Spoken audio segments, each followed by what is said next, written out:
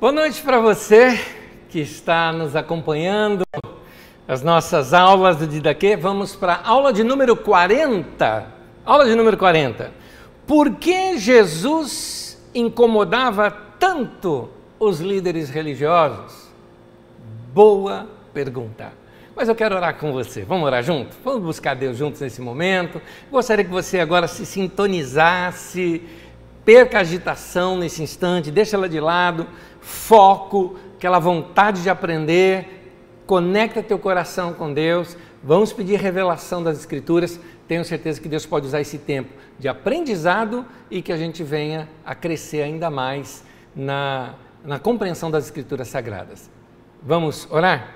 Senhor, no nome de Jesus eu te peço a tua graça sobre a minha vida e a vida dos meus irmãos também. Que o teu Espírito Santo venha nos ensinar o que nós precisamos aprender da tua parte. Fala comigo, Senhor, fala com meus irmãos também. Ilumina nossa mente e o nosso coração para que possamos compreender melhor estes textos sagrados. Em nome de Jesus. Amém. Amém. Me perguntaram na última aula algo e eu respondi errado. E como eu queria consertar isso, eu estou dando todo um estudo em cima, consertando o meu erro na resposta. A pergunta que foi me feita foi o seguinte: por que o Deus do Antigo Testamento se mostrava mais severo que o Deus amoroso na figura de Jesus no Novo Testamento? E eu respondi de bate pronto, falei, eu já ensinei isso. É só você procurar nas últimas aulas, é bem perto, nem lembro qual, falei assim, nem lembro qual, é só procurar que está lá. Tá, e seguir para a próxima pergunta. Gente, eu não tinha ensinado isso ainda. Isso, na verdade, foi uma aula que eu dei na nossa escola de ministérios em 2019 e fresco na minha mente. Então, me redimindo quanto a isso, eu fiz essa confusão. Então, esse é o tema da aula de hoje. Eu quero responder essa pergunta com toda uma aula em cima, porque é importante nós entendermos esta visão que Jesus tinha do Pai. E por que Jesus veio ensinando diferente? E um detalhezinho, isso provocava um incômodo na vida dos religiosos também. Para a gente entender isso, vamos começar aprendendo algo que eu já citei aqui, mas eu quero ampliar um pouquinho mais. O jugo de Jesus. O que é o jugo de Jesus? O jugo de Jesus é como Jesus interpretava a lei. Cada rabino, cada mestre, rabino é a palavra para mestre, tá? Rabi, rabino, significa mestre. Jesus também era um rabino. Nenhum rabino corrige a lei. O rabino apenas interpreta a lei.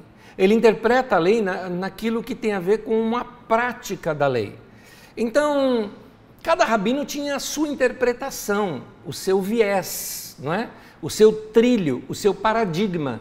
Então, se você era um discípulo de tal rabino, você teria que seguir à risca aquilo que aquele rabino ensina. Então, um rabino, ele não escreve a lei, mas ele interpreta a lei. E aqui, a espiritualidade judaica, ela era bastante baseada em ação. Então, era a questão assim, pode ou não pode fazer tal coisa? Ou, por exemplo, diz assim, no sábado, você tem que descansar. Tá, tem que descansar. Aí vem a pergunta, mas se eu precisar fazer uma caminhada, eu posso? Aí varia de rabino para rabino. Tinha rabino que ia dizer para você o seguinte, olha, você só pode caminhar até 1 quilômetro. Outro rabino dizia, você só pode caminhar até 3 quilômetros. Enfim, cada rabino tinha ali a sua maneira de interpretar aquele texto bíblico. E esse era o jugo daquele rabino. Então, quando uma pessoa escolhia qual rabino ela ia seguir, ela ficaria debaixo daquele jugo, da maneira daquele rabino interpretar o texto bíblico. Portanto, se você falasse, olha, eu sou discípulo do rabino tal, então você sabe como é que é a interpretação bíblica daquela pessoa. Como era então o jugo de Jesus? É isso que nós vamos entender aqui. E Jesus diz isso no texto de Mateus, no capítulo 11, versículo 28 ao versículo 30, o texto diz assim, venham a mim todos os que estão cansados e sobrecarregados, e eu lhes darei descanso.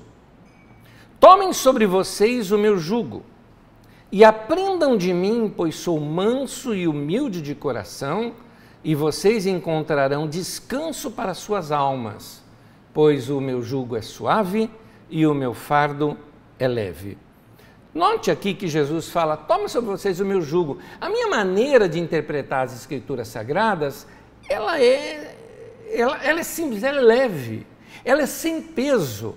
Quando Jesus está falando aqui, venham a mim os que estão cansados e sobrecarregados, ele está dizendo, venham a mim vocês que não aguentam mais esse monte de regrinha, esse monte de leizinha que esse pessoal dos fariseus tem colocado sobre vocês, que os mestres da lei têm colocado sobre vocês. E eu quero mostrar para vocês como andar com Deus sem essas ideias que esses caras têm passado para você. Então Jesus está mostrando uma outra maneira, esse era o jugo de Jesus.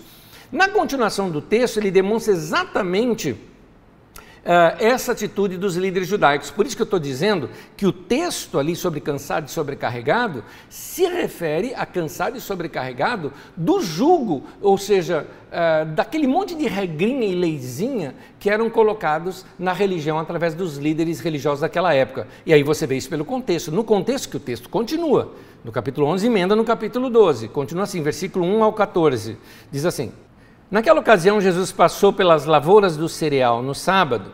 Seus discípulos estavam com fome e começaram a colher espigas para comê-las. Os fariseus, vendo aquilo, lhe disseram: olha, os teus discípulos estão fazendo o que não é permitido no sábado. Em outras palavras, Jesus iria responder assim: escuta, eu vou deixar os caras passar fome? É isso que vocês estão dizendo? Então ele respondeu: vocês não leram o que Davi fez quando ele e seus companheiros estavam com fome? Ele entrou na casa de Deus e junto com seus companheiros comeu os pães da presença, o que não lhes era permitido fazer, mas apenas aos sacerdotes. Ou vocês não leram na lei que no sábado os sacerdotes no templo profanam esse dia e contudo ficam sem culpa? Deixa eu explicar esse momento aqui para vocês do texto. Jesus está argumentando com eles o seguinte, falou, bom, o de Davi vocês já entenderam. Davi estava com o exército no lugar, morrendo de fome ali. O exército era importante porque estava defendendo de uma situação de invasão ali naquela cidade. Eles entraram e comeram os pães que eram oferecidos ali para Deus. E isso não foi colocado como pecado. Outra coisa, aqui o texto fala, por exemplo, que os sacerdotes profanam esse dia. Por quê? Porque todos os dias os sacerdotes têm que colocar pães novos ali no templo, no caso no tabernáculo, lá no passado. Eles tinham que colocar pães novos ali, ou seja, eles tinham que fazer a massa, eles tinham que ir lá, eles tinham que carregar o pão até lá. Então eles trabalhavam no sábado, os sacerdotes, que estavam naquela escala, porque aquilo era necessário para manter ali o tabernáculo, que nunca poderia apagar a luz do candelabro, eles tinham que reacender ali o candelabro, deixar aceso o candelabro, colocar o óleo ali no candelabro, enfim. Jesus está mostrando que existiam coisas que eram feitas. Então ele está falando, gente, vocês estão entendendo o sábado de maneira errada. Tanto que no outro texto ele fala, o sábado foi feito para o homem, não o homem para o sábado. Agora a gente virou escravo do sábado. O sábado, que era para ser um dia gostoso de descanso, se tornou um dia chato, que eu não posso sair da minha casa, que eu não posso fazer nada, né? É um lockdown, né? O sábado que o judeu decretou. Ele falou, é absurdo isso. Então Jesus está ali combatendo um uso errado da lei do sábado, porque a lei do sábado era uma lei trabalhista, na verdade, não era para fazer dela uma lei religiosa, de prática religiosa, ou que você fica mais santo se você não fizer nada no sábado, como os fariseus julgavam, que eles eram mais santos porque eles guardavam o sábado. Esse guardar o sábado é que Jesus estava questionando o que seria esse guardar o sábado. Continuando. Jesus diz o seguinte, eu lhes digo que aqui está quem é maior que o templo, versículo 6, versículo 7 agora. Se vocês soubessem o que significam essas palavras, desejo misericórdia e não sacrifício, Jesus está citando aqui um texto de Oséias, não teriam condenado inocentes. Nota a expressão que Jesus fala, desejo misericórdia e não sacrifício. Jesus está dizendo o seguinte, vocês não estão entendendo o que o profeta estava querendo dizer? Eu desejo relacionamento, misericórdia, compreensão das pessoas e não sacrifícios. E vocês estão querendo sacrifícios e não estão usando de misericórdia. Vocês estão errados. Então, continuando aqui. Versículo 8. Pois o Filho do Homem é o Senhor do sábado. Saindo daquele lugar, dirigiu-se à sinagoga deles. E estava ali um homem com uma das mãos atrofiada, procurando um motivo para acusar Jesus. Eles lhe perguntaram: é permitido curar no sábado? Ele lhes respondeu: qual de vocês, se tiver uma ovelha e ela cair num buraco no sábado, não irá pegá-la e tirá-la de lá? Quanto mais vale um homem do que uma ovelha? Portanto, é permitido fazer o bem no sábado. Então ele disse ao homem: estende a mão. Ele a estendeu e ela foi restaurada e ficou boa como a outra. Então os fariseus saíram e começaram a conspirar sobre como poderiam matar a Jesus. Gente, é aí que chega o cúmulo da ignorância da religião. A pessoa está acreditando que uma coisa está certa, Jesus está mostrando que está errado, faz o bem a alguém no sábado e o pessoal quer matá-lo. Quer matá-lo. Isso me lembra um pouquinho a internet hoje em dia, né? Basta você falar uma coisa, que alguém discorda, pronto, eles matam você na internet, né?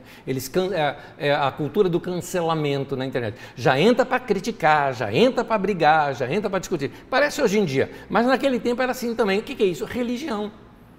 E às vezes religião até sem ser religião, né? Hoje a política virou religião, hoje ideologia virou religião, hoje defender ser contra ou a favor do feminismo, contra ou a favor do racismo virou religião. As pessoas brigam dessas maneiras hoje. E Jesus estava mostrando exatamente um outro caminho, sem esses viés, né? Trabalhando de uma outra maneira. Eu acho fantástica a maneira como Jesus tratava, mas o povo queria matá-lo por causa disso. O povo não, os líderes religiosos queriam matá-lo por causa disso. Um dos detalhes pelo qual os líderes religiosos queriam matá-lo, sabe por quê? Porque eles estavam perdendo público. Eles estavam perdendo público. O povo estava deixando de seguir esses líderes religiosos e passando agora a seguir Jesus. Eles estavam também sendo desarmados, vou explicar. Eles tinham uma doutrinação que gerava domínio, obediência e medo nas pessoas. Domínio sobre as pessoas, respondiam à religião com obediência e todos com medo, porque senão Deus iria castigá-los. Ora, é assim que se controla um povo. Jesus, tirando esse medo que eles tinham de Deus, tirando essas obrigações que eram completamente humanas, o que acontece? Acabou a religião dos caras. Ninguém mais vai seguir isso. Então, aqui começam os conflitos desses líderes religiosos com Jesus. Mateus 23, de 1 a 4, o texto diz assim: então Jesus disse à multidão e aos seus discípulos: os mestres da lei e os fariseus se assentam na cadeira de Moisés e obedeçam-lhes e façam tudo o que eles dizem, mas não façam o que eles fazem, pois não praticam o que pregam. Eles atam fardos, a palavra fardo, jugo aqui é a mesma. Eles atam fardos pesados, jugo pesados, e os colocam sobre os ombros dos homens, mas eles mesmos não estão dispostos a levantar um só dedo para movê-los. Quer que eu coloque isso na linguagem de hoje? Pois bem, tinha um pastor grande e bem conhecido nas rádios no Brasil, que proibia os crentes de terem TV na sua casa, era proibido ter televisão. Duas coisas que eu queria dizer: primeiro, que na casa dele tinha televisão. Segundo, que os crentes que tinham televisão normalmente iam dentro do guarda-roupa, guardado lá no guarda-roupa. Por quê? A hora que chegasse um irmão na casa, era só fechar as portas do guarda-roupa e ninguém mais via aquela televisão. Ou seja, era mais fácil o caminho da hipocrisia do que o caminho de questionar se aquilo era ou não pecado. Então, nota que eles colocam pesos que eles mesmos não fazem. Eles mesmos não fazem. Obriga o povo a fazer grandes contribuições quando eles mesmos não fazem. Eu estou falando desses que aparecem na televisão, que falam: dá tudo que você tem. Duvido que eles deem tudo que eles têm. Duvido. Fala para o cara dar a fazenda dele, né? Fala para ele doar tudo.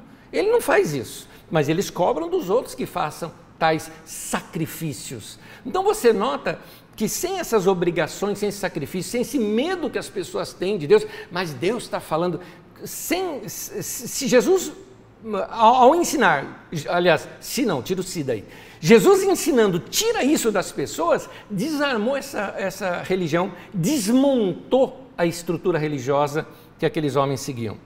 É por isso que Jesus vem corrigindo.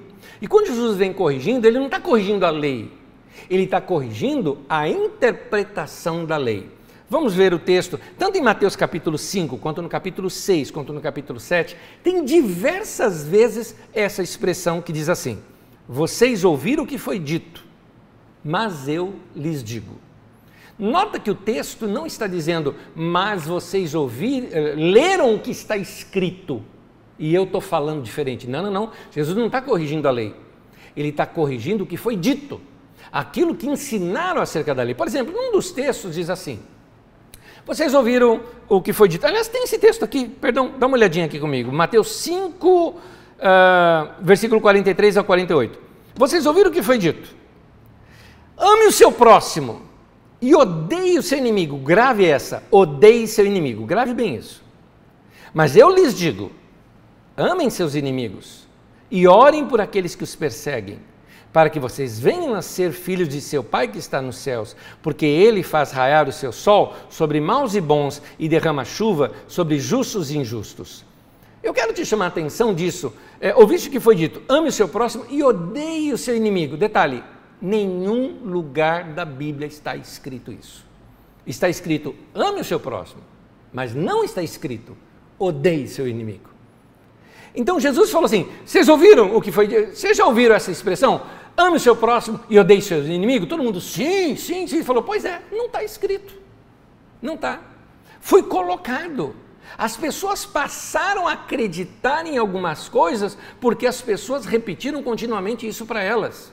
E olha, daqui a pouco, se der, eu começo a entrar nisso nos nossos dias. Tem um monte de coisa que disseram por aí o tempo todo, vocês acreditaram, e a Bíblia nunca disse isso. Então, tem um monte de expressão, um monte mesmo. Principalmente nesse tempo, o juízo de Deus, chegou a hora, aquela coisa toda, quando não são expressões bíblicas. Nós vamos ver isso mais adiante. Então, para a gente compreender isso, como é que esses homens chegaram nessa compreensão? Estou falando agora dos líderes judaicos. A questão vem do entendimento que eles tinham acerca de Deus. Há uma frase aqui, sim, é teologia. O que é teologia? Teologia é a filosofia acerca de Deus, um pensamento acerca de Deus. Então, uma das definições filosóficas, ou se você preferir, teológicas acerca de Deus, é o seguinte: Deus não pode ser definido. Deus só pode ser percebido. Então, o que isso significa? Não dá para você definir Deus. Se você definir o Deus, ele cabe numa caixinha de definição. A partir do momento que ele coube numa caixinha de definição, ele deixou de ser Deus. Ele deixou de ser o eterno, o infinito. Então, Deus é indefinível. Não dá para descrever quem é Deus. Não dá. Ele é muito maior do que qualquer descrição. No entanto, Deus pode ser o quê? Percebido. E essa percepção de Deus é que muitas vezes acaba formando a nossa teologia, o nosso ensino. Por exemplo, se um povo é um povo guerreiro, e tudo que eles sabem que eles conhecem é guerra. Imagina aquele povo, por exemplo, vamos pegar o povo de Israel que saiu do Egito. Diz ali o texto que eles ficaram em torno de uns 400 anos lá no Egito, ou seja, nós estamos falando de filho de filho de filho de filho de filho de escravo.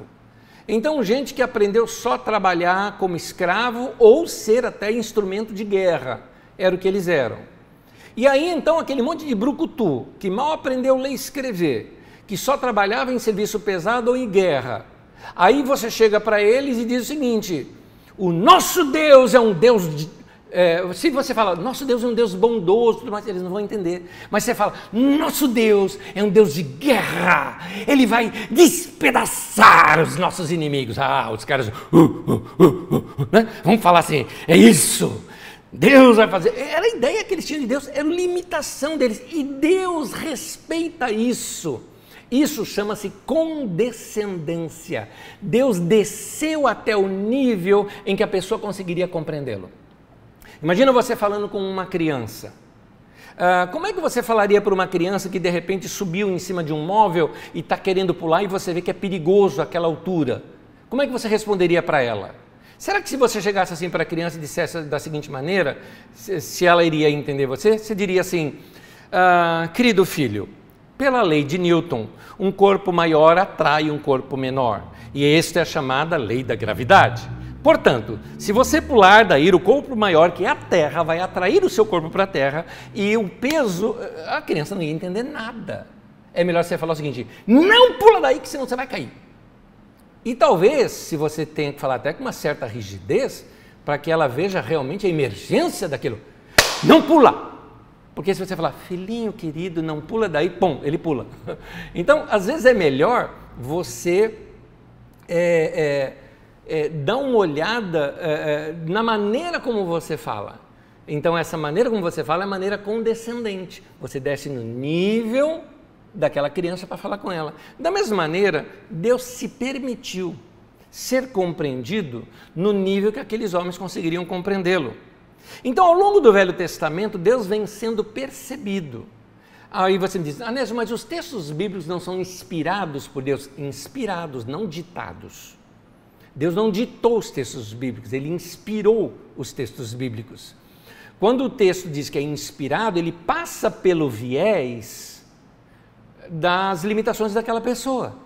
Exemplos, o texto de Apocalipse é um texto inspirado? É. Mas quem escreveu o texto de Apocalipse não dominava muito bem o grego, tanto que você vai encontrar ali alguns erros de concordância na língua grega. Por causa disso o texto não é inspirado? Sim, é inspirado. Então, nós vemos, por exemplo, você pega já o texto de Tiago, é um texto com grego clássico, e aí você vai ver que quem escreveu aquele texto tinha um know-how maior de uso da escrita. Agora, ambos os textos são inspirados, porque a mensagem, o texto contém e traz para nós os pensamentos de Deus. Então, aquelas pessoas inspiradas por Deus escreveram, mas escreveram seus sentimentos. Por exemplo, Davi, num dos salmos, por exemplo, fala sobre estourar os dentes do inimigo. Você acha que Jesus aprovaria uma coisa dessa?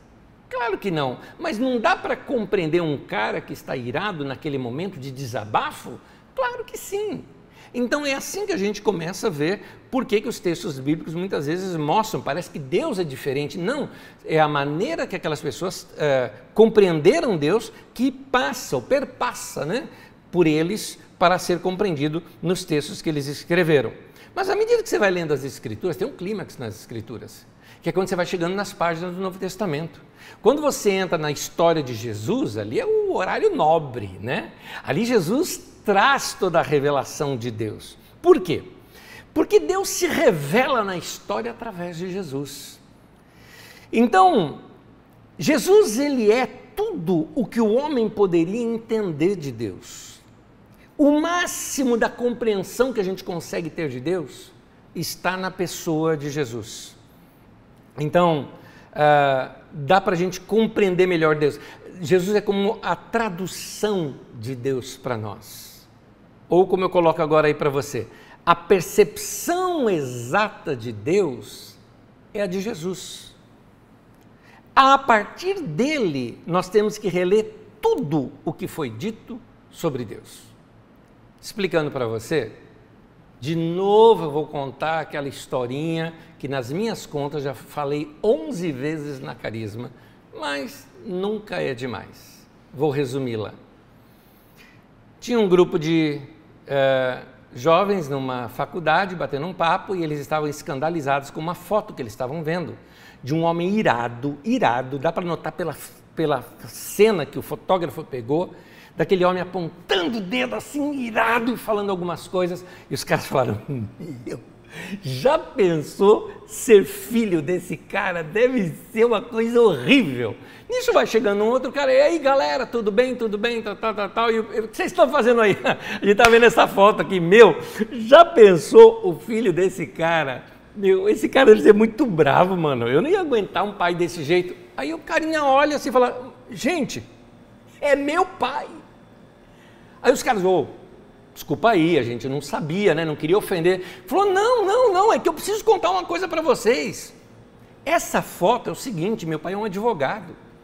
E aconteceu, sabe aquele terreno que a gente tinha aqui na cidade e tal, e que tinha algumas casas bem simples ali e tudo mais? Então, Nessas mudanças de cidade, querendo melhorar a cidade, o governo se apropriou daquele terreno para passar por uma grande empresa, porque os caras chegaram com dinheiro e despropriaram lá aquelas casas sem opinião dos moradores.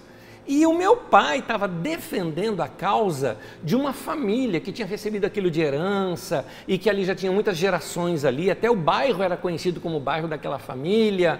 E meu pai estava defendendo a causa deles. E esse momento da foto é o momento em que ele está expondo com ira o que o governo estava fazendo e defendendo a causa daquelas famílias pobres. E o detalhe, hein? Ele ganhou a causa. Os caras olharam para a foto e falaram, meu, que foto linda, isso aqui é maravilhoso. Vocês percebem agora o seguinte? As palavras do filho mudaram tudo, sem mudar a foto. A foto é a mesma, mas a explicação do filho mudou tudo.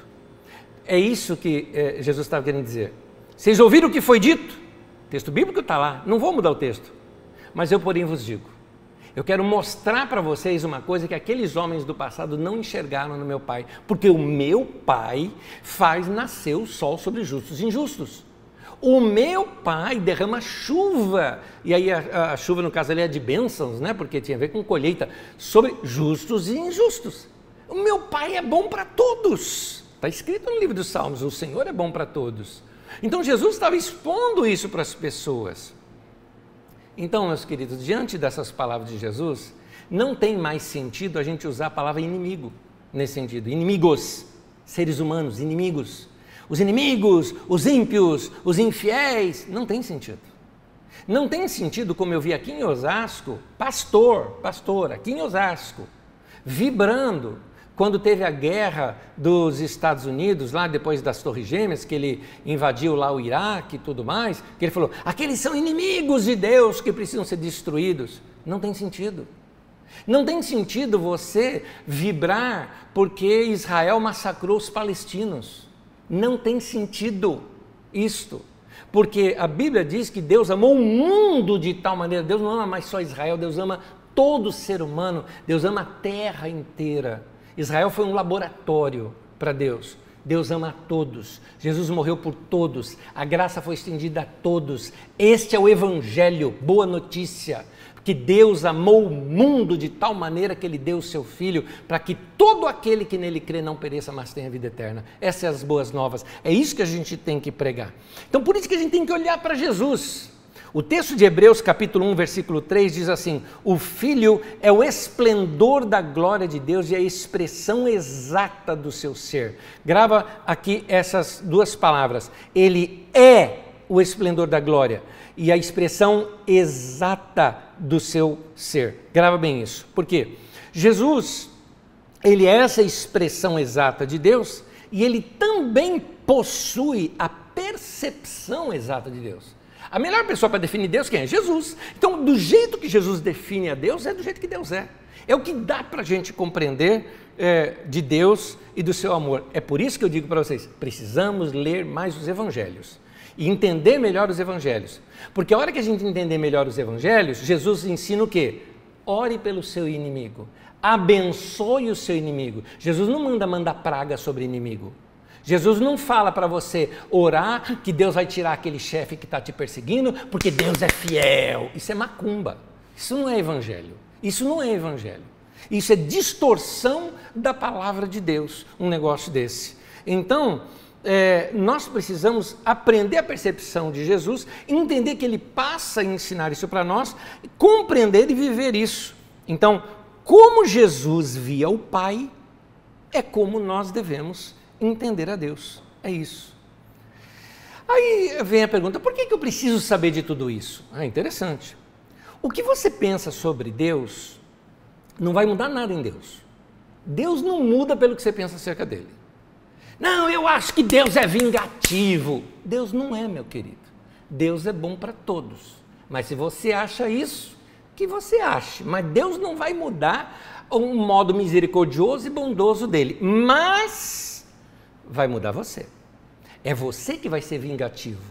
É você que vai ser vingativo e achando que está fazendo em nome de Deus. pessoas fazem isso muitas vezes quando excluem pessoas dos cultos, excluem pessoas das suas denominações, em julgamentos que fazem sobre membros da igreja. Eu já participei de cada julgamento horrível nasquelas chamadas sessões ordinárias e extraordinárias da igreja, e aí fulano de tal está sendo excluído porque desobedeceu o 6º mandamento. Aí todo mundo fica lá, procurando qual que é o 6º. Faz a conta. Então ficam lá, tudo isso, mas expondo a pessoa em público. Traz o irmão na frente lá da igreja e fala, esse irmão está sendo excluído por causa de adultério. Gente, nem Jesus fez isso com a mulher adúltera, e os caras fazem com o membro da igreja. Eu não estou aqui defendendo o adultério, eu só estou querendo mostrar para você que Jesus não faria assim. Ele é a nossa maneira, é Ele que a gente tem que imitar. Então, antes de fazer qualquer coisa, eu pergunto, Jesus faria assim? Vamos lá, Jesus nos nossos dias hoje, vamos ser bem honestos, gente, o que você pensa dele? Você acha que Jesus nos nossos dias, aqui no Brasil, conhecendo como você conhece, ele se aliaria, ele colocaria o seu nome, se tornaria um aliado e um cabo eleitoral de qualquer um, não estou atacando ninguém, qualquer um dos políticos que tem por aí? Você acha? Você acha que Jesus seria desse partido, daquele partido, do extrema direita ou do extrema esquerda? Você acha que Jesus tomaria partido nesse sentido? Lembra, volta lá atrás, e aí sim, foi uma aula que eu já dei, quando começa o ministério de Jesus, sob a base, inclusive ali, aprendendo com o jeito do profeta, né, João Batista, que Jesus considerou o maior de todos os profetas, o maior de todos os profetas, dito por Jesus, que era o maior de todos os profetas, que é João Batista, onde ele estava? No deserto, nem no templo e nem no palácio. Ou seja, nem enfiado nessas coisas da religião e nem enfiado nas coisas da política. Estava no deserto, era dali que vinha a voz de Deus que clamava do deserto e que trazia salvação para o povo. Então a gente tem que refletir sobre isso. Olha para Jesus, querido, você vai ter comportamentos diferentes. Então, Deus não muda nada sobre o que você pensa dele, mas vai fazer toda a diferença para você. Porque o que nós pensamos sobre Deus vai determinar a maneira como nós vivemos. A maneira como nós fazemos as coisas. Muitas coisas são feitas em nome de Deus que revela mais o que as pessoas pensavam acerca de Deus do que propriamente o que Deus realmente fazia. Por exemplo, Israel matava os inimigos em nome de Deus. Você hoje conhecendo o Pai de Jesus, como eu gosto de chamar Deus, o nosso Deus, dá para entender uma coisa? Você consegue imaginar Jesus, como você conhece Jesus, falando, mate a todos, arranca a cabeça deles, eu quero aqui 100 prepúcios de filisteus, e a pessoa, eu quero 100 cabeças, né, dos amalequitas. Você consegue imaginar Jesus ordenando uma coisa dessa? Não. Então, Israel matava em nome de Deus, mas a igreja fez isso na época da Inquisição. Ah, Nésio, mas era a igreja católica. Era a igreja. É antes do protestantismo, meu amigo. Então nós estávamos juntos ali também. Era a igreja. A igreja fez isso. A igreja fez essa coisa toda. A igreja fez a Inquisição. O protestantismo também brigou. Você tem brigas de calvinistas matando os anabatistas, por exemplo. Você tem isso na história. E tudo em nome de Deus.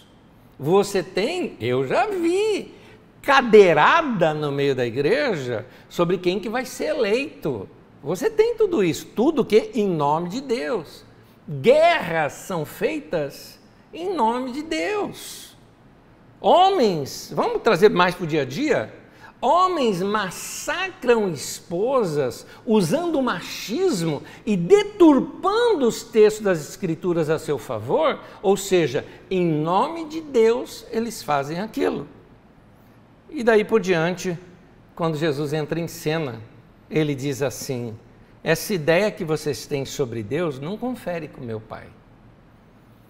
Ele veio sofrendo e trazendo a história apenas para que chegasse o tempo certo para me colocar no mundo e mostrar essas coisas para vocês. É claro, isso aqui são palavras minhas, colocadas aqui na boca de Jesus. Quando Jesus apresenta o Pai, é um choque para aquela cultura.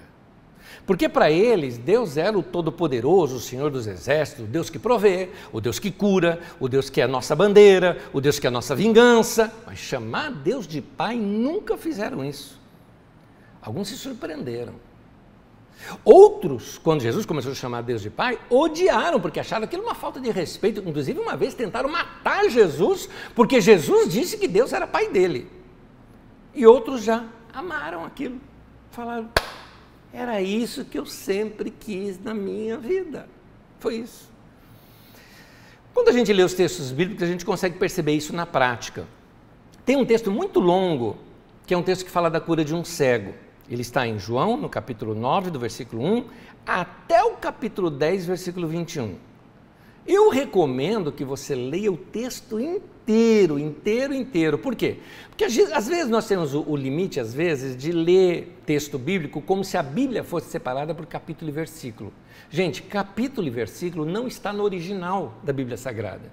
Capítulos e versículos foram colocados muitos anos depois para ajudar a gente a localizar um texto, entendeu? É para dar um radar ali para a gente encontrar o texto. É para isso, só isso, e só isso, tá? Até eu tinha um professor, num dos seminários que eu fiz, um professor disse que a pessoa que separou os versículos fez isso andando a cavalo, né? Que cada hora batia em algum lugar ali, porque tem versículo que é cortado no meio. Tem capítulo da Bíblia que uma frase começa no final de um capítulo e continua no início do outro capítulo, entendeu? Porque foram fazendo como referência, né? Só isso, mas isso não é inspirado, tá? Isso é apenas usual para nós. Então, o texto de João 9, quando começa contando a cura de um cego, a continuação, o discurso de Jesus que vem depois, tem a ver com aquilo. Resumindo a história, tinha um homem cego, Jesus vem e fala para ele se ele quer ser curado, mostra o caminho para ele ser curado, o homem é curado e pronto, e Jesus não está mais ali, Jesus já, né, saiu de cena. Agora, todo mundo sabia que o homem era cego. Detalhe, cego de nascença. Aí começou o rebuliço. Como assim um homem cego de nascença foi curado? Sabe por quê? Porque os judeus acreditavam que quando alguém era cego de nascença, era cego por causa de um castigo de Deus. Os próprios discípulos de Jesus perguntaram para ele, este homem, quem pecou? Foi ele que pecou ou seus pais que pecaram? Olha só, os pais pecaram, então Deus castigou aquela criança. Ou ele pecou, eu não entendo esse ele pecou, como é que pecou? Pecou no ventre da mãe? Como é que é isso? Porque nasceu cego. Você vê como que a religião às vezes tem umas idiotices, né? Que basta você fazer algumas perguntas que você nota que aquilo não tem nexo. E aí eles acreditavam dessa maneira. E Jesus falou, nenhum nem outro. A glória de Deus vai ser manifestada. Foi lá e curou o cara. Agora, espera um pouquinho, aí entra em choque. Principalmente os fariseus, como é que vamos responder isso? O povo está perguntando, como é que é isso? Deus colocou essa doença no cara. E vem alguém e tira a doença, então esse alguém é maior do que Deus? Eles, não, peraí, então não é assim, deixa eu saber com esse cara. Você era cego mesmo? Eu era cego, né? Chamaram os pais dele. Ele era cego mesmo. E ameaçando ser expulsos da comunidade se tomassem partido. Ele tinha que responder que ele não era, que era um engano. E os pais falaram, não, ele já tem idade. O homem acho que tinha 30 e poucos anos, 37, 38 anos de idade. Ele já tem idade, ele responde. Olha como que é ignorância, gente. Eles não queriam nem aceitar isso. Aí voltaram para o homem. Conta uma coisa para nós. Você é cego mesmo? Era cego mesmo? Como é que isso aconteceu com você? Ou seja, como que pode, se você era cego, ter sido curado? Aí ele voltou a falar o seguinte, falou, foi Jesus e tudo mais, tal. Perguntaram para ele de novo, Jesus falou, vocês estão querendo, o cara zoou com eles, falou, vocês estão querendo se tornar discípulos de Jesus também? Por isso vocês estão me perguntando? Discípulo de Jesus que nada, e tal, nós somos discípulos de Moisés. E expulsaram o cara, pronto, era isso. Jesus começa a dar um discurso, quando encontra com esse homem, fala para ele quem ele era, e ele começa a dar um discurso em cima disso. E é nesse discurso que Jesus fala o seguinte, o ladrão vem para roubar, matar e destruir. E eu vim para vocês terem vida, e vida em abundância. Jesus não está falando do diabo. Esse texto é usado para o diabo o tempo todo. assim, desculpa o termo que eu vou usar aqui, tá? O coitado do diabo levou essa sina sobre ele o tempo todo. Que ele é o ladrão que veio para roubar, matar e destruir. Jesus não falou que é o diabo. Leia o texto, você vai ver que são os líderes religiosos que Jesus está chamando de ladrão.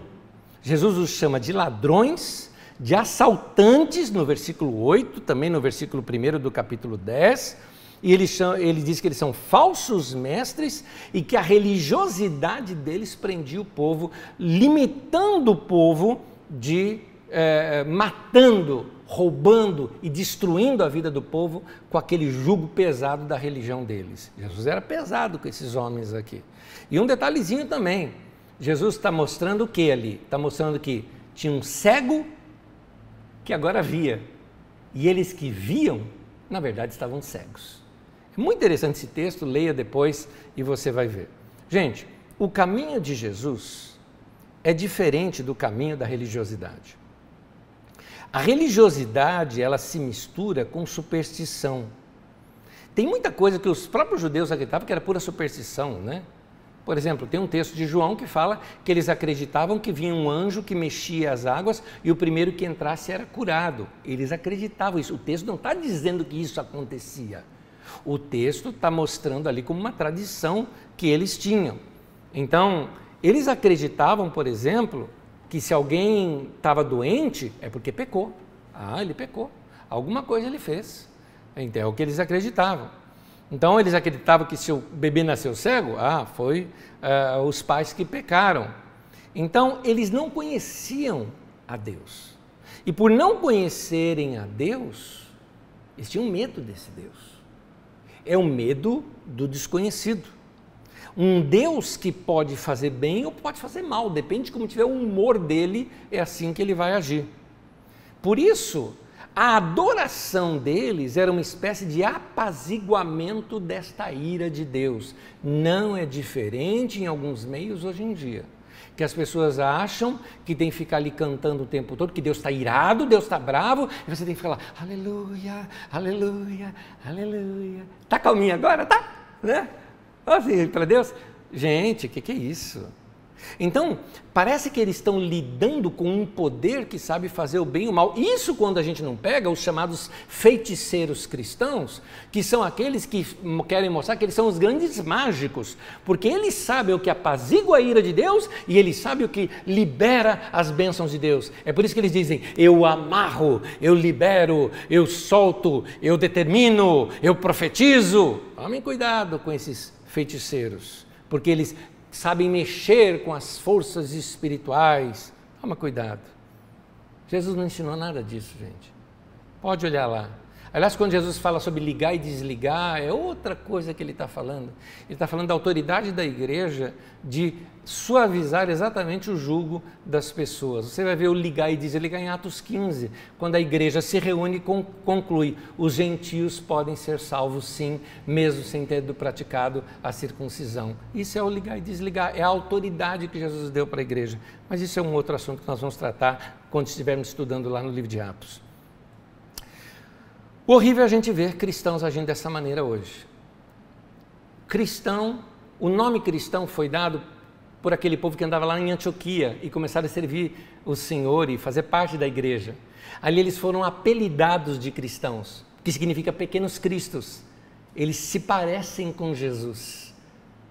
E hoje, cristãos fazendo coisas que não se parecem com Jesus. Eu quero terminar dando alguns conselhos aqui para você que ouviu tudo isso. Primeiro, descubra Deus na pessoa de Jesus. É importante você discernir o caráter, a identidade desse Deus. Quem é esse Deus que você serve? Quem é esse Deus? Para você conhecê-lo bem, tem um referencial.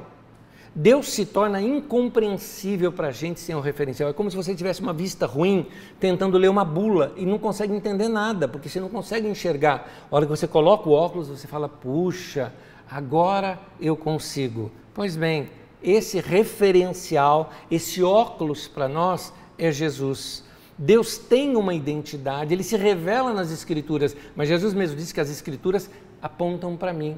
É importante conhecer Jesus. Até Filipe, um dos seguidores de Jesus ali, ele disse isso em João 14, versículo 8 e 9, diz assim, disse Filipe, Senhor, mostra-nos o Pai, isso nos basta.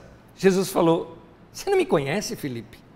Mesmo depois de eu ter estado com você durante tanto tempo, quem me vê, vê o Pai. Ficou claro aqui. Olha para Jesus que você está entendendo o Pai. Em outras palavras, como eu posso saber se Deus gosta disso ou não? Olha, quanto que você conhece de Jesus, você vai saber se Jesus faria ou não faria aquilo. Se ele não faria, não faça. Se ele faria, você está livre. O Deus desconhecido se torna completamente revelado e conhecido na pessoa de Jesus.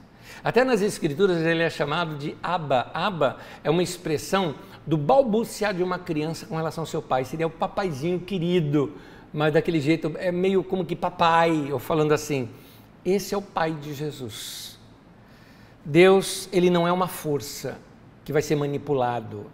Deus não é um poder com raios, relâmpagos e trovões que saem da mão de um grande missionário ou apóstolo e que derruba todo mundo. Deus é uma pessoa amorosa que se revelou na pessoa de Jesus. Então nós temos que olhar para Jesus. Olhe para Jesus, é o meu segundo conselho. Olhe para Jesus. Faça essas perguntas sempre. Jesus fez isso? Ou até, futuro do pretérito. Jesus faria isso? Ele diria dessa maneira? Ele falaria isso ou falaria desta maneira, com essa entonação? Não é a Bíblia o nosso ponto de referência, isso aqui pega, hein? Não é a Bíblia o nosso ponto de referência, o ponto de referência é Jesus. Mas está escrito! O diabo também citou a Bíblia e disse está escrito, e estava errado. O texto era aquele mesmo, mas tirado do contexto quis dizer outra coisa, o próprio diabo fez isso. Então, meu querido, alguém chega a falar, está escrito! Eu pergunto, Jesus diria isso? É dessa maneira que ele falaria? É essa interpretação que ele daria? Então, nós entendemos e compreendemos e interpretamos a Bíblia a partir de Jesus. Por isso que eu estou insistindo, vamos conhecer mais a Jesus.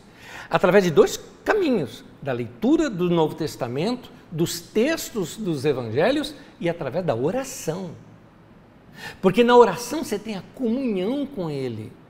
Eu não estou falando daquela oração decorada, mas nós estamos santificados, seja o vosso nome, não estou falando isso, isso aí é mantra. Se você quiser orar, fala do coração. Abre o teu coração e conta para Deus e se explique para Deus. Jesus é a chave da interpretação das Escrituras. Quando a gente olha para Jesus, a gente entende que Deus está conosco, que Ele nos ama, que Ele se relaciona conosco, que Ele é pastor, que Ele cuida de nós e que nos ama tanto ao ponto que até constrange a gente. Porque assim, cá entre nós, vamos ser bem honestos, vai? A gente erra pra caramba. A gente peca, meu irmão. Assim, ainda bem que nem eu nem você somos Deus, que a gente nem ia ter essa misericórdia toda, não. Mas a misericórdia de Deus para nós é muito maior. Ele é muito bom. Ele é muito bom. Então, Ele é o pastor que cuida de nós.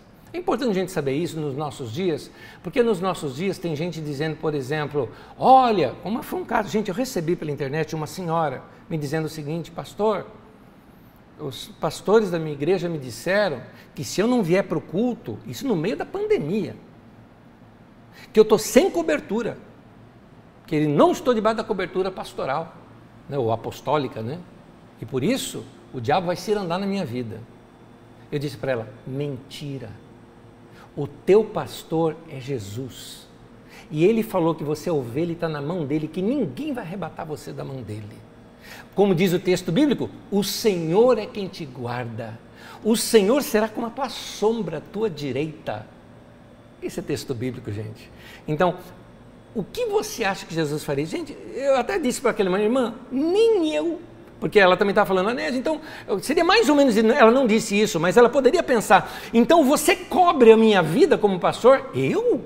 Não, meu irmão. Eu sou um irmão igual você, eu sou ovelha igual você. Eu só sou um cristão aqui falador, né? Que eu falo mais, que eu ensino. São dons, mas eu sou ovelha que nem você. Quem nos cobre é Jesus. Ele é o nosso pastor. Ele é o nosso pastor e nada vai nos faltar. É Ele que nos leva a passos verdejantes. Se eu andar pelo vale da sombra e da morte, eu não vou temer mal algum. Não é porque o pastor, o apóstolo, o profeta está comigo. É porque Jesus está comigo. É isso. Então, vamos conhecer mais a Jesus. E por último, isso é bem típico da religião dos nossos dias, não tente comprar Deus. Tem muita gente que faz de Deus um grande negócio e acha que Deus tem que ser comprado. Eu cito aí na apostila 1 Samuel, no capítulo 15, que, resumindo, eles tinham que destruir todo o rebanho do inimigo, porque para não fazer da guerra um lucro. Então eu vou lá, destruo aquilo lá, pego os rebanhos e enriqueço. Para não fazer da guerra um lucro, então tinha que destruir todo o rebanho. Aí Saul pegou e manteve o rebanho. Quando Samuel chegou e ouviu aquele barulho todo, falou: que barulho é esse? Ah, é o rebanho e tal, né? Mas para que tanto boi e ovelha?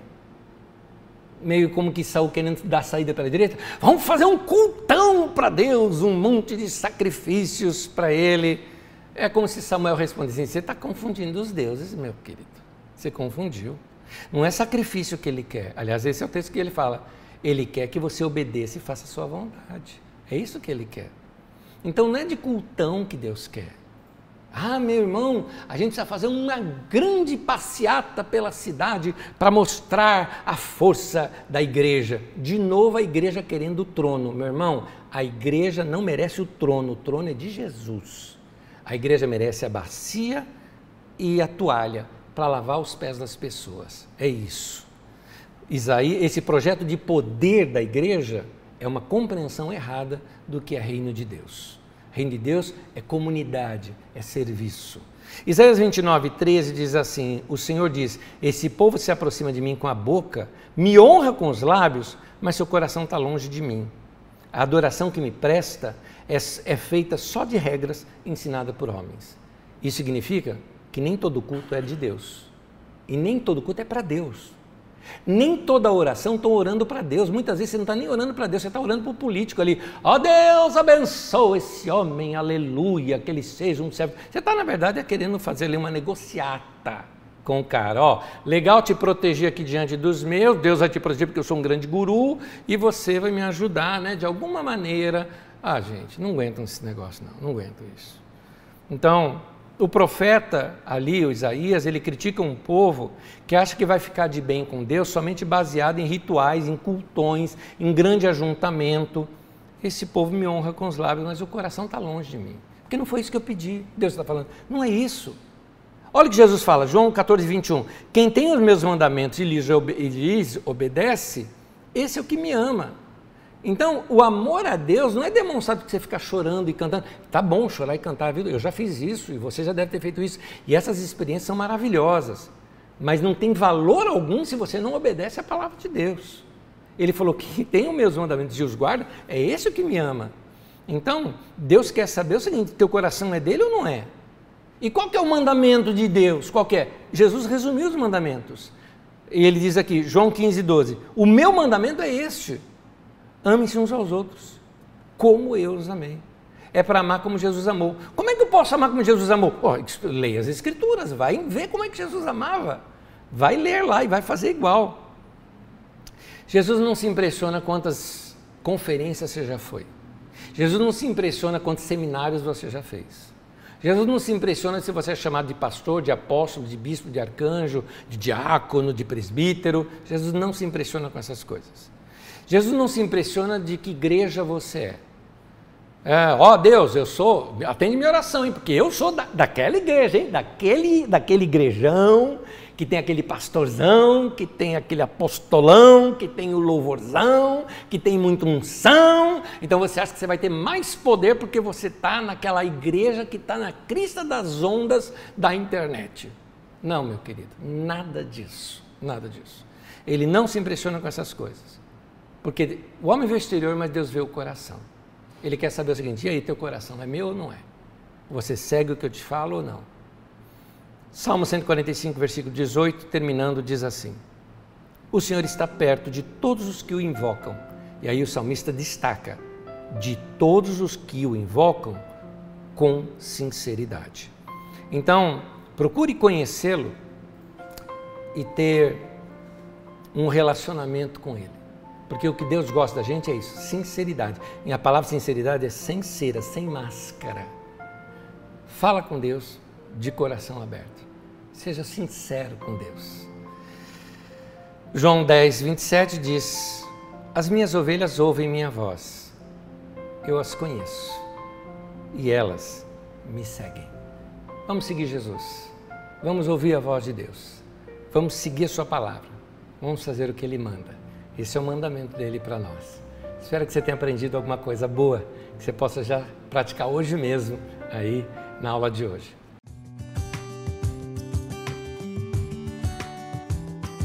Vamos lá, algumas perguntas que me chegam, ou comentários também. Alguém perguntou, isso seria como as doutrinas de hoje? Cada pastor interpreta a Bíblia e passa para os membros da sua igreja? Tem sim, Jane que perguntou isso, tem sim uma certa semelhança dessa maneira. De fato, eu acho que a nossa busca hoje, está uma diversidade tão grande no meio cristão, que a nossa busca hoje para frequentar uma igreja, eu acho que deveria levar um pouco mais de tempo. Antigamente era muito fácil, vamos lá, por exemplo, eu era de uma igreja batista. Aí quando alguém me perguntava, eu falava, procura uma igreja batista na sua cidade. Hoje tem tanta divergência entre as próprias igrejas batistas, tem um amigo meu que está aqui presente, pastor Jussi Eduardo, que é um irmãozão querido de muitos anos, né? Desde adolescente nós somos amigos, que é um pastor batista, lá da primeira batista de São Paulo, inclusive, membro lá daquela igreja, e ele sabe do que eu estou falando. Hoje a divergência é tão grande que não dá para a gente recomendar, não dá. Então, o que eu recomendo? Quando alguém está numa outra cidade e fala, Nésio, tem Carisma aqui? Eu falei, não, Carisma é só em Osasco, querido. Nós temos também a Carisma de Guaratinguetá, que não é filial de Osasco nem nada, é que nós temos o mesmo nome, andamos juntos e somos muito amigos, né? Mas o que você tem que fazer? Procurar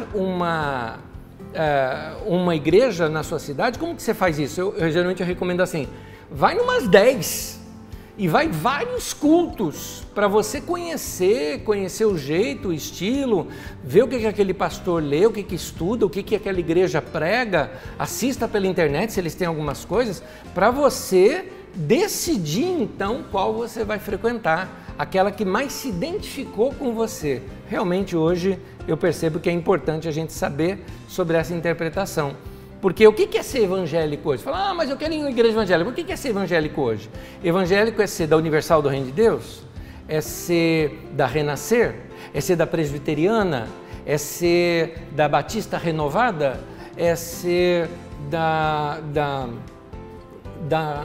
sei lá, de qualquer uma outra? É ser da Carisma? É você ser da Bola de Neve? O que é hoje ser evangélico? E aqui nós temos uma tão diferente da outra.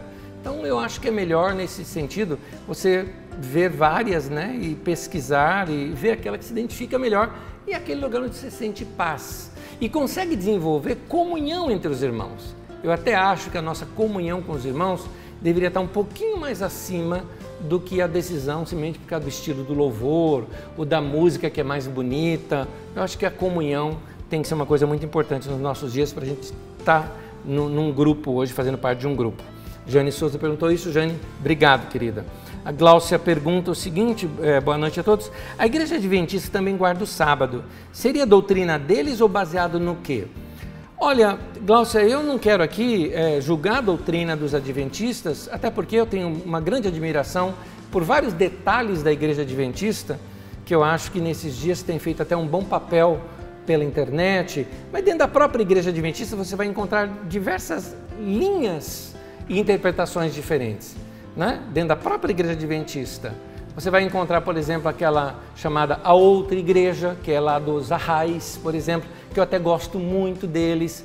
Você vai encontrar outra mais tradicional, você vai encontrar a Adventista da Promessa, você vai encontrar diversos tipos. Uma coisa geralmente em comum que eles têm é a guarda do sábado, que é a maneira deles entenderem que a igreja deveria continuar guardando o sábado. Não é esse o entendimento das demais igrejas evangélicas. Mas eu não vou julgar alguém por causa disso, se está certo ou está errado. No meu ponto de vista, o sábado, na verdade, é uma lei trabalhista. É isso. E que foi transformada em religiosidade por aqueles a quem Jesus criticou. E você encontra no Novo Testamento a igreja se reunindo no domingo. Você vai ver isso no texto de Atos. E você vai ver até mesmo na experiência que João tem no dia do Senhor, ele viu, tem aquela revelação de Jesus. E no livro de Atos é chamado esse dia de o primeiro dia da semana, dia do Senhor, ou domingo. Por isso que passou a ser o domingo, o Dominus Dei, né? Ou Dominus, né? Que vem de Senhor. Por isso que o nome se chama domingo, inclusive. Mas esse é um entendimento que a igreja teve posteriormente. Eu não me importo, contanto que você separe um dia para buscar o Senhor, está muito bom. O Jussi coloca aqui para mim, pastor Jussi, coloca, para um calvinista como eu, é difícil entender o termo amou todo o mundo. É por isso, Jussi, ser meu amigo, eu posso falar isso, que a nossa referência não é Calvino, nossa referência é Jesus. Calvino me serve enquanto ele está dentro do ensino de Jesus. A hora que o Calvino dá escorregadas dele, dá nisso. Por isso que eu não sou calvinista, não sou arminiano, não sou nada disso. Eu pego o que tem de bom de todos esses caras, que tem muita coisa boa, mas eu me detenho ao meu entendimento dos ensinos de Jesus. Acho que nesse sentido eu sou o jesuíta. Estou brincando com o termo aqui, por favor, tá? É a liberdade que eu tenho com quem eu estou falando. O Adalto César também me pergunta aqui, Anésio, você recomenda a leitura dos livros do autor N.T. Wright como ferramenta para escavar os textos? Adalto, você também é um pastor e um homem muito profundo e um leitor imenso. Eu não acompanho teu ritmo de leitura. Eu vou ter que pesquisar, só sei que o Wright, ele é um anglicano, né? E deve ter coisas boas. É muito provável que eu tenha lido coisas dele, mas na minha memória, nesse momento, Adalto, eu não lembro nada. Então, por favor, é melhor você até julgar, Adalto, e aí você me fala se foi bom, tá bom, querido? Aqui tem mais algumas perguntas que chegaram depois. O Sebastião me pergunta, me parece ser mais difícil me aceitar humano e pecador que o amor de Jesus, porque ele me ama mais que eu mesmo. O que você acha? Olha, querido, eu vou te dizer uma coisa, de fato ele nos ama mais do que a gente mesmo se ama, é verdade. E tem mais, ele conhece mais pecado do que a gente mesmo conhece. É por isso que no livro de Salmos ele fala assim, para Deus me perdoar até aqueles que me são ocultos, né? Os meus pecados. Ou que Deus derrame luz nas minhas trevas. Tem coisa da minha vida que nem eu percebo. Por isso que o que a Bíblia nos ensina é o seguinte, baixa a bola. Baixa a bola, seja humilde, Deus é grande, Deus é bom, Ele é maior do que a gente, vamos nos colocar no nosso lugar. É isso. Eu acho que é um ensinamento sobre humildade para a gente, quando a gente vai pedir perdão dos pecados a Deus, né? Aliás, eu me lembro de um cântico, quando fala assim, uma poesia linda que diz assim, finda-se este dia que meu Pai me deu, e aí vai cantando aquele, ó Jesus bendito, se comigo estás. E aí ele fala de não temer a noite e tudo mais, e aí ele começa a orar pelos pais, amigos e tudo mais, e pelo perdão dos meus pecados. Faz tempo que eu não escuto crentes orarem dessa maneira. Então está na hora da gente voltar. Eu ando meditando muito nas letras dos cânticos antigos. Eu acho que esses hinos antigos falam muito mais da palavra de Deus e da realidade do cristão do que muita música gospel dos nossos dias. Então vamos aprender a pedir perdão dos nossos pecados. Kelly pergunta o seguinte, por que hoje não vemos milagres grandiosos como o de Jesus? Eu acho melhor a gente perguntar para ele. Mas se você estudar na história da igreja, você vai ver que teve mesmo esses períodos na história da igreja. Tem determinados períodos da história da igreja que você não vê milagre, não vê nada acontecendo. E aí tem outros períodos que você vê assim milagres imensos, década de 20, 30, 40, 50, 60. Foi uma época de muitos milagres. A gente vê bastante hoje em dia, só que hoje em dia eu confesso para você que alguns eu até questiono, não é? Que a gente vê principalmente na televisão. Parece um pouquinho mais de manipulação do que milagre em si. Mas eu vejo milagres hoje em dia também. Aliás, eu já vi milagres acontecendo. Irmãos já presenciaram verdadeiros milagres de Deus acontecendo hoje. Eu acho que Deus continua fazendo milagres. E no volume de milagres feitos no mundo inteiro, são obras até maiores do que a que Jesus realizou, não é?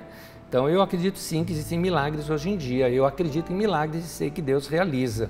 Mas se a gente não está vendo exatamente como Jesus, talvez seja porque a igreja está um pouquinho aquém de ser igual a Jesus. Pode ser isso, mas aí tem a ver com a minha vida, com a sua vida, né? Porque nós que somos igreja, está na hora da gente melhorar tudo isso. Gente querida, Um beijo para todos vocês. Obrigado por terem nos acompanhado a aula até agora. Deus abençoe cada um de vocês. Paz e bênção, que o Senhor Jesus abençoe a tua vida, a tua casa e que medite nesses textos, releia a sua apostila. Lembrando que a apostila fica disponível em carisma.com.br/didaquê e também reveja as aulas. Nós já estamos na 40ª aula. Seria muito bom você voltar lá atrás e rever as aulas também. Deus te abençoe, bênção sobre a tua vida.